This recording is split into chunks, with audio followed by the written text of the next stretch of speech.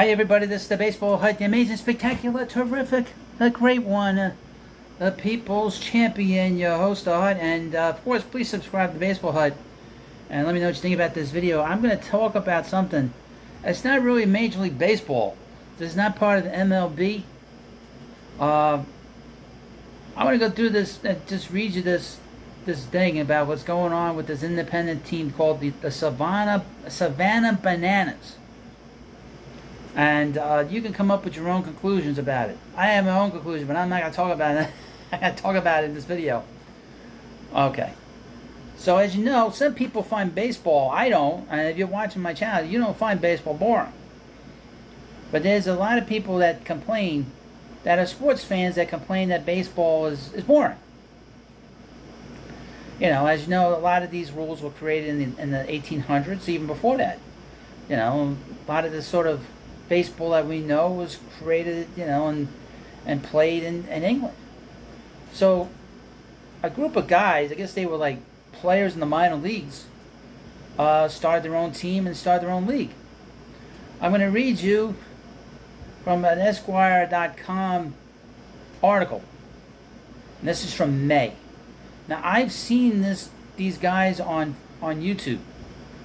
They have hundreds of thousands of subscribers. And when they play a game, they can get about 4,000 people watching this game on a live stream. I've also seen on Real Sports, you know, that Brian Gumbel show on HBO, they did a documentary about these guys. So here's the article from Esquire.com. Headline: The improbable story of how the Savannah Bananas changed baseball.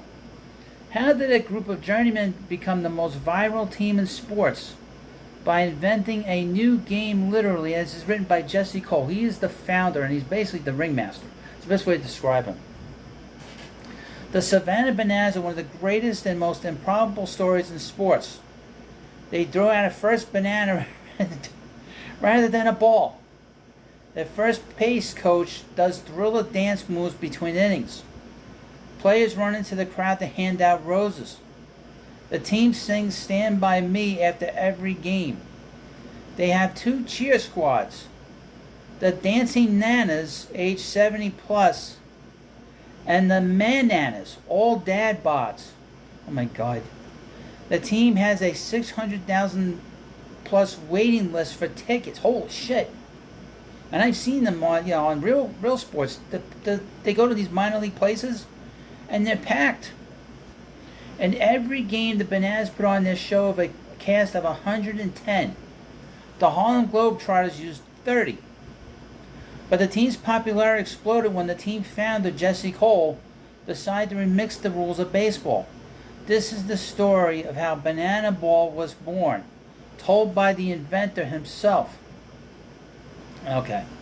2 seasons into our growth in Savannah, with all the singing, dancing, celebrating, fan-friendly promotions, all-inclusive prices, and accessibility to players, plus our banana baby, our breakdancing first base coach, and our pep band, we were sure we were delivering the baseball product people had always wanted. We sold out every home game. Fans had a blast. I thought it was the perfect formula. I was wrong.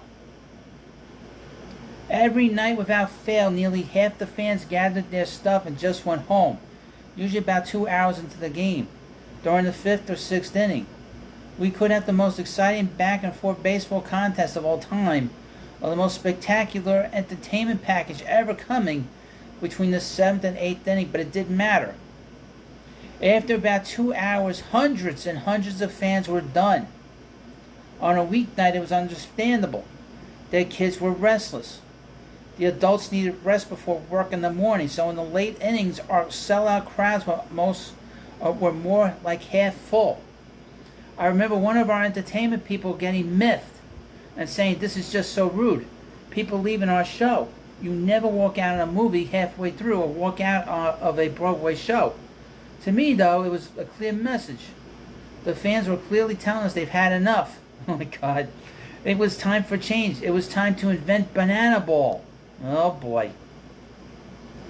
One of the best moments in baseball. Many say walk-offs, bat flips, triples, home runs. circus catches and plays at home plate. We asked ourselves, how do we do more of those? What are the worst moments in baseball? Let's say walks, guys constantly stepping out of the batter's box, pitchers taking forever, the interminable games that stretch to 4 hours. How do we get rid of those? Then we thought about the fans. What would be the most fans first rule to make people really feel like they were involved in the game? It was a ton of experimentation, innovation, and evolution. The way we've always lived. Really, to invent the structure of our banana ball, we essentially created 9 new rules. 2-hour time limit. The clock begins right before the first pitch. No inning can start after the 1 hour and 50-minute mark. Showdown tiebreaker. If a game is tied after 2 hours, it goes to a showdown, a face-off between a pitcher and a hitter. The defensive team has only a pitcher, catcher, and fielder positioned on the infield. And that's what we used to do when we were kids. We didn't have enough guys to play. We'd play like 4 or 4 on each side.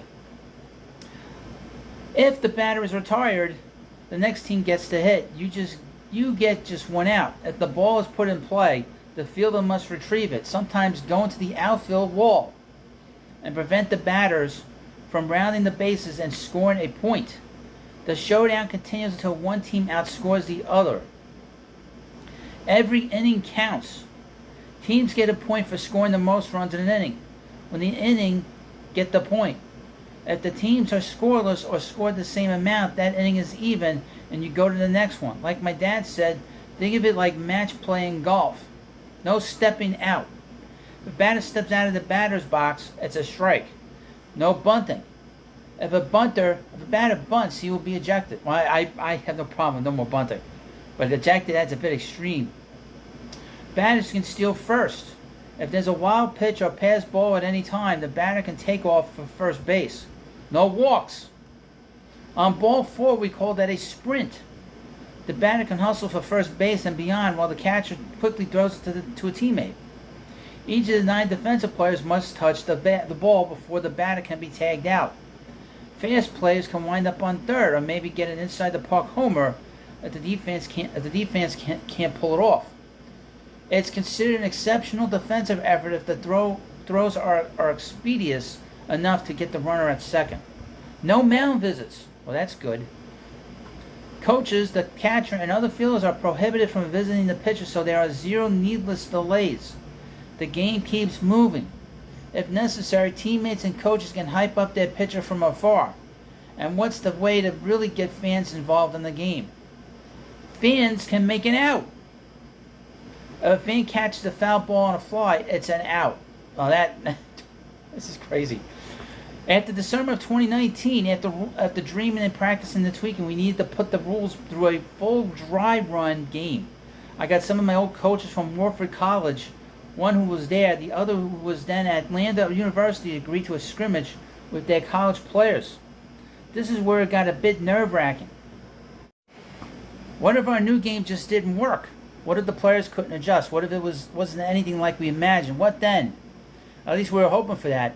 As the Landa players stood there, it looked like a lab experiment was about to begin. These guys had played hundreds of baseball games in their lives. Hundreds! But now they had the look of what in the world is going to happen here. So today we are intentionally experimenting, end quote. I told them. We're going to a faster, even more exciting type of game.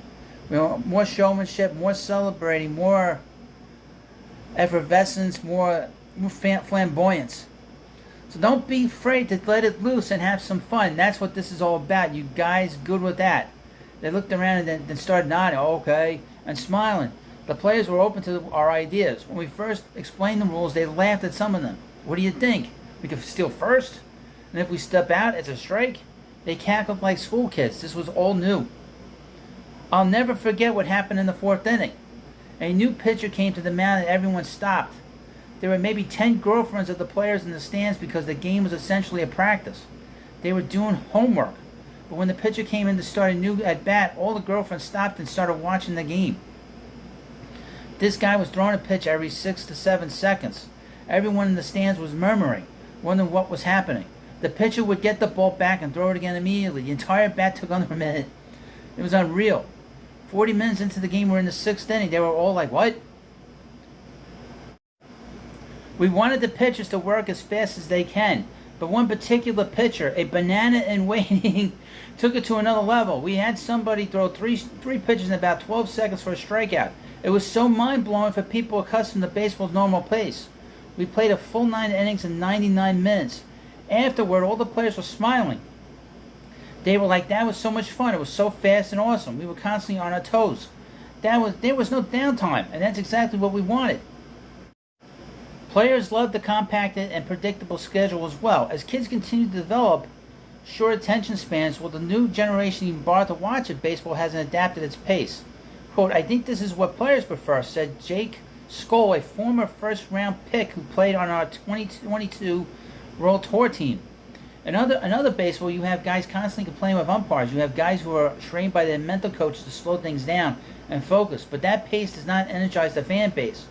With banana ball, you don't have time for anything other than playing fast and playing hard. You better put your ego aside and focus, or else you're looking at strike two. This game moves fast. Nothing moves faster than our sprint, which is what the batter does after drawing ball 4.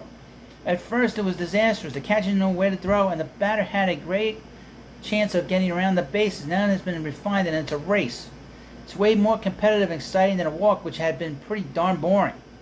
The showdown tiebreaker has exciting elements too. It's like kids on a playground. The defensive player might have to run to the outfield wall and see if he can throw it in before the batter races home. It gets the blood pumping, and it's a fantastic way to decide a game. At first, some people wanted us to settle games with a home run derby. No, that's way too slow. The showdown pulls spectators out of the stadium seats. The showdown is mano a mano. Who's going to be who? Said Dakota McFadden, one of our top two-way players. He wants to get you. You want to get him. Don't you think that would sell or be great television? All of the banana ball rules promote throwing strikes and putting the ball in play. That eliminates the deadwood, the boring parts of the game that people put people to sleep. That's why our fans are so into it. There's always something cool going on. Of course, all the fans are completely fascinated by the prospect of catching a foul ball to make an out.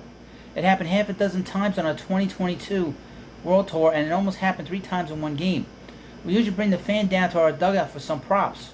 It's pretty cool for anyone to catch a foul ball, period, but the idea of helping the Bananas get out an inning, over the top. Of course, if a banana batter hits a foul ball, we politely ask for fans to allow the ball to drop. The surrounding fans are pretty good about enforcing that.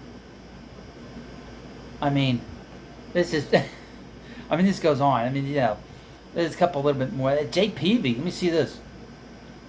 We work closely with Jake Peavy, the former MLB pitcher who won the National League Cy Young Award in 2007 and played in 3 All-Star games. He's a mobile native who really cares about his hometown.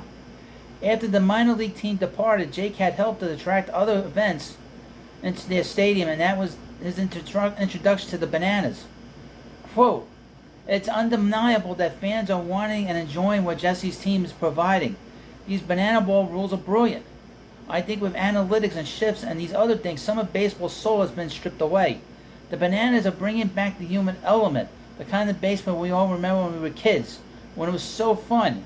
That's banana ball in a word. Oh my God. Well, I don't know about you. You can let me know what you think about what is banana ball. I read this. I still don't know what the hell it is. And I've seen this. This is it's not for the traditionalists. I'll give you that. Not so much just reading the rules. It's more like the visual part. Oh my God. Well, you let me know what you think about this video. Of course, please subscribe to the Baseball Hut too, and I'll see you later.